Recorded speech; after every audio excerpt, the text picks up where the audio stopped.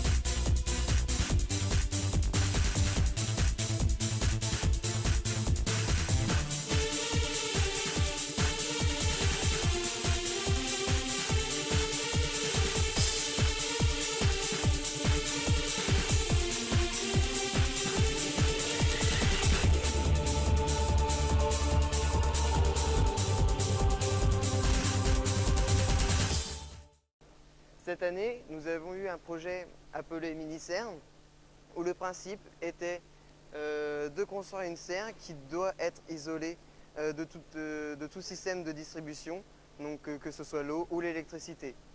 On a dû faire face à certains problèmes. Donc par exemple, au niveau de l'électricité, on a eu l'idée du panneau solaire. Donc le panneau solaire va pouvoir faire fonctionner la caméra, le système de ventilation, le chauffage. Et donc grâce à la pluie, on va pouvoir la stocker dans une citerne et qui va être envoyée donc de la pompe, de l'eau qui va être distribuée dans toute la serre.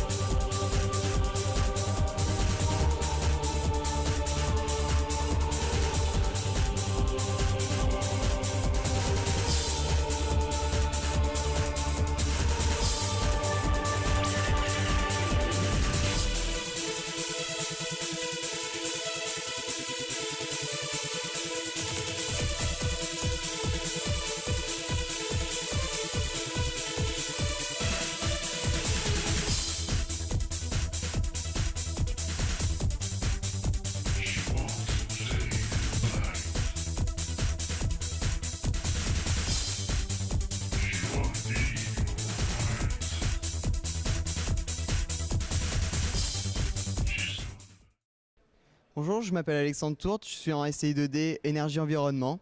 Dans le cadre d'un mini-projet que nous avons réalisé en classe de première, nous avons construit donc cette boîte. Cette maquette est destinée à mesurer l'éclairement de différents types de lampes dans un local.